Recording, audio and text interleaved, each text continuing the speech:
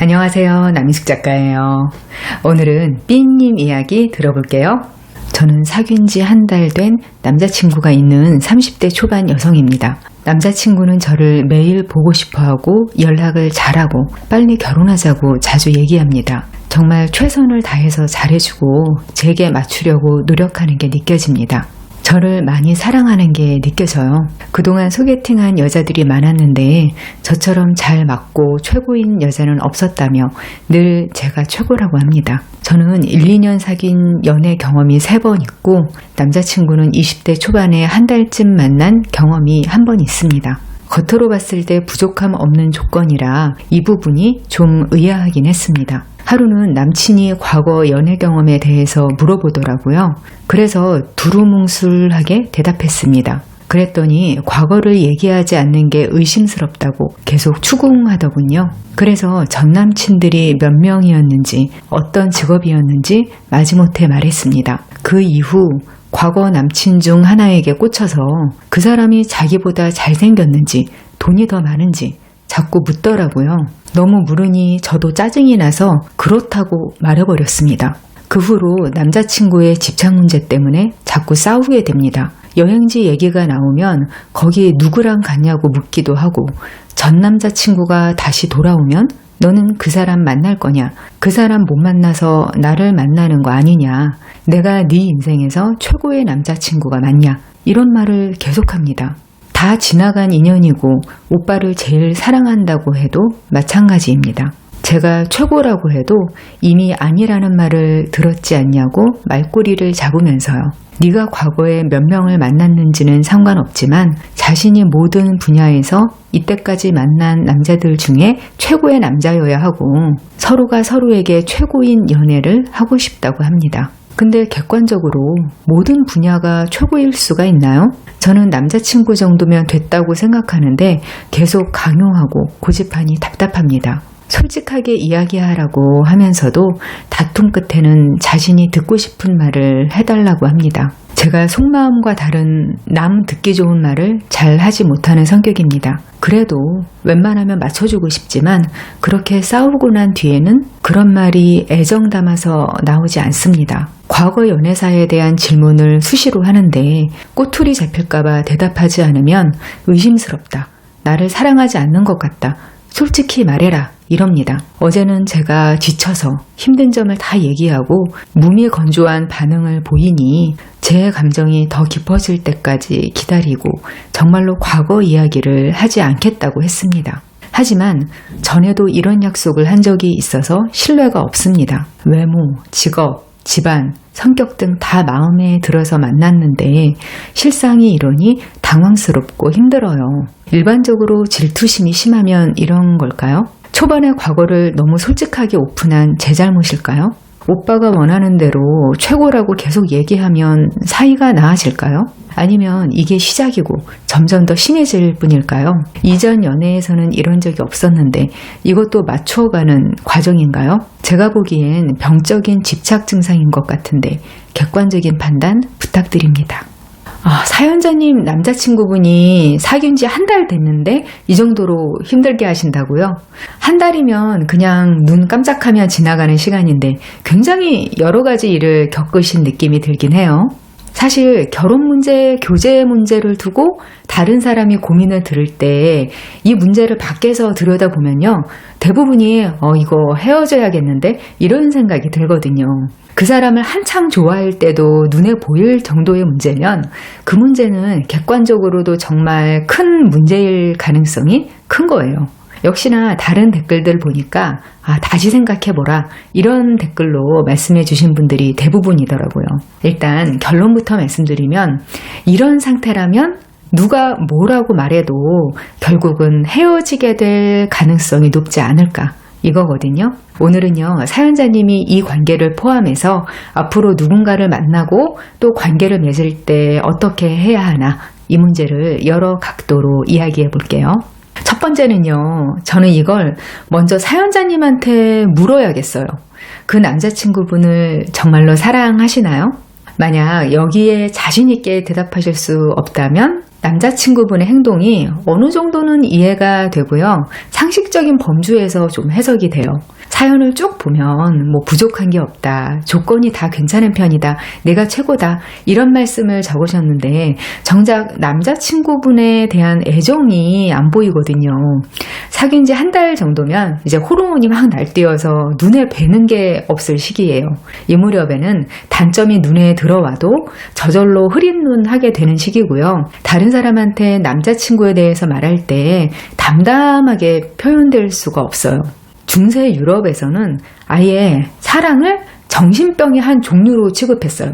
그래서 이걸 치료하려고 피를 뽑기도 하고 냉수욕을 시키기도 하고 수도원이나 수녀원에 보내서 고행을 하게 하기도 했어요.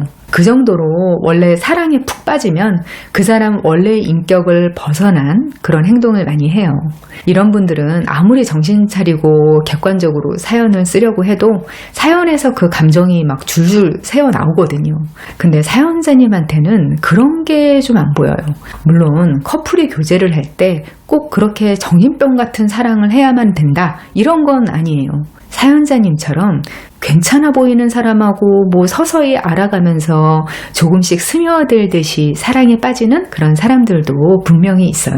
사실 결혼 전제로 이성을 만나다 보면 모든 조건이 크게 떨어지지 않는 사람을 만나는 건 정말 힘든 일이거든요. 사연자님이 그동안 연애를 3번 정도 하셨고 1, 2년 지속하다 헤어지신 것도요. 아마 그 조건의 영향이 클 거예요. 여기서 조건이라는 건 뭐 돈, 직업 이런 것만 말하는 게 아니에요. 성격이 제일 중요한 요건이죠. 그래서 막 호르몬이 요동치는 이성애적인 사랑 이런 게 아니라고 해도요. 나한테 크게 거슬리는 게 없다면 그것도 괜찮은 감정인 거예요. 여기서 문제는요. 이게 지금 균형이 안 맞는다는 거죠. 상대방은 푹 빠져 있는데 사연자님은 천천히 알아가고 싶은 상태예요. 근데 이걸 상대방이 못 견디는 거예요. 그리고 남자친구분은 그냥 모태솔로신 거잖아요. 한 달 사귀고 헤어졌으면 그건 사귄 거라고 할 수는 없는 거죠. 본인이 나이도 더 많은데 연애 경험은 전혀 없고 상대방은 또 너무 좋고 그러니까 뭔가를 자꾸 확인받고 싶은 거예요. 과거를 묻는 것 자체는 연애를 할 때 사람들이 생각보다 많이 하는 거긴 해요. 이게 소유욕에서 나오는 건데요. 그 사람에 대한 걸 전부 알아야 그 사람이 내 거가 되는 기분이 드는 거예요. 그리고 그런 사람들이 있었는데 지금은 이 사람이 내 거구나. 이걸 확인하고 뿌듯해하고 싶은 마음도 있어요. 과거를 캐묻고 그걸 약점으로 삼고 싶어서 함정을 파는 거다. 이렇게까지 생각할 필요는 없는 거예요. 근데 그렇게 물어보는 거에 꼭 대답할 필요는 없어요. 사귀는 사이에 그런 거 묻는 거 아니야 하고 잘라 말하면 돼요. 사연자님이 현명한 분이시라는 게 느껴지는 게 처음에 그래서 뭉개듯이 이렇게 말씀하셨다고 했잖아요. 아마 그냥 연애 경험 좀 있었어. 뭐 대학생 때랑 사회초년생 때? 이 정도로 말씀하셨을 것 같아요. 근데 더 말려들지 말고 거기서 끝내셨어야 하는 거죠. 여기서 더 추궁하면 이거 집착인 거야. 여기서 더 추궁하면 이거 집착인 거야. 하고 대화 끝내는 거죠. 뭐든지 상대방에 대해서 막연히 짐작하는 거하고 구체적인 숫자나 디테일을 알게 되는 건 정말 큰 차이거든요. 그냥 연애 경험이 없지는 않은 것 같다. 이렇게 짐작하는 거하고 설명하고 1년, 2년씩 연애했다. 이렇게 구체적으로 밝히게 되면 자꾸 상상하게 되죠. 연애를 쉰 적이 없네. 그 정도 사귀었으면 할 거 다 했겠네. 나도 이만하면 괜찮다고 생각했는데 전 남친은 전문직이었다고? 걔랑 헤어진 거 후회하는 거 아니야? 이런 식으로 망상에 막 불을 지피는 거예요. 남자친구분이 미숙해서 자기 감정을 이렇게 삐뚤어지게 대놓고 표현하시는데 이러지 않는 분들도 속으로는 자기 망상하고 싸울 가능성이 높죠. 남성들은 아주 작은 단서로도 그걸 자꾸 이미지화해서 상상을 한단 말이에요. 머리에서 영화를 트는 거예요. 그게 여자들이 그냥 짐작만 하는 거하고 좀 많이 달라요.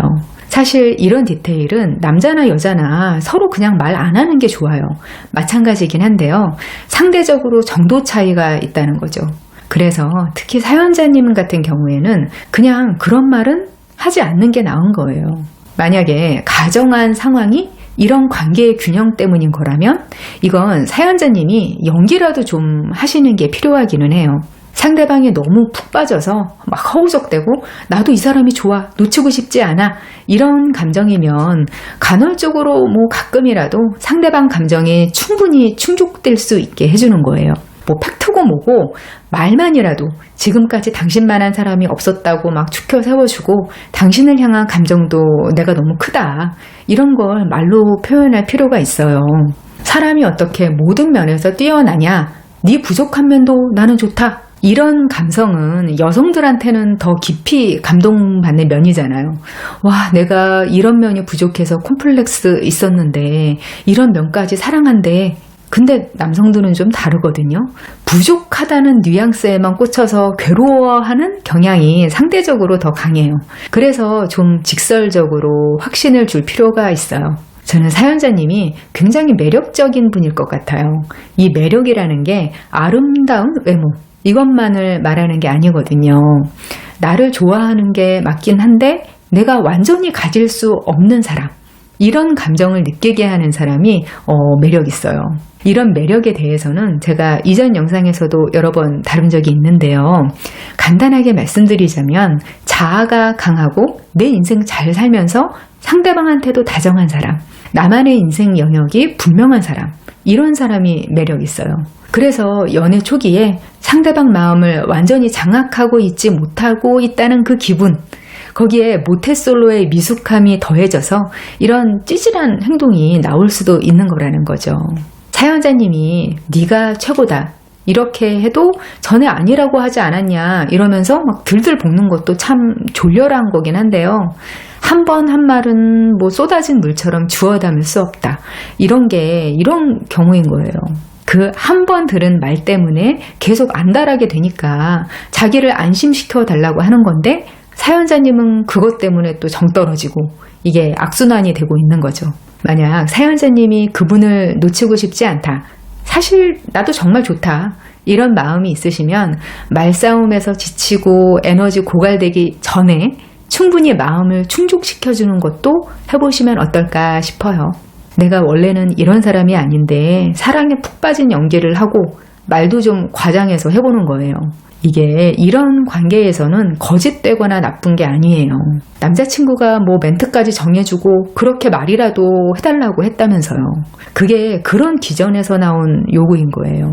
근데 그럴 마음까지는 없다, 이러면 결과는 뭐 정해져 있는 거겠죠? 그리고 또 걸리는 문제가 있는데요.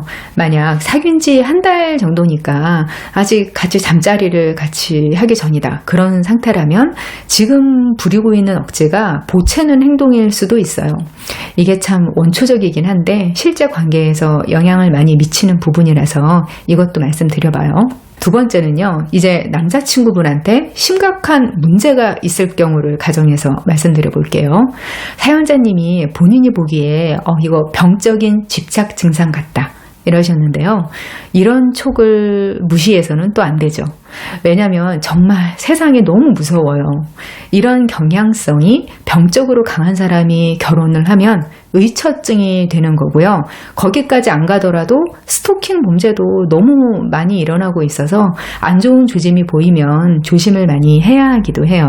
의처증의 기반이 되는 인격 이상은요, 뭐 망상장애, 지나친 통제욕, 이런 거에서 나오거든요.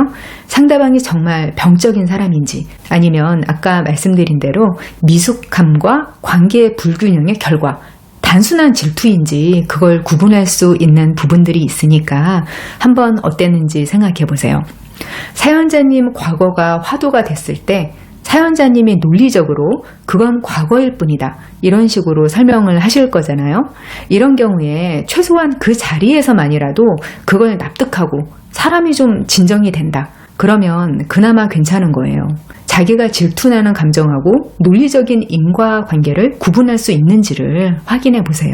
내가 그러면 안 된다는 걸 알면서도 자꾸 생각하게 된다, 이런 식으로 생각하고 있는지를 확인해야 된다는 거죠. 그리고 그 과거를 빌미로 사연자님을 통제하려고 하는지 생각해 보세요. 네가 그런 과거가 있으니까 나한테 더 잘해야 돼, 나한테 숙이고 들어와야 돼, 이런 식이면 그거 적신호라는 거죠.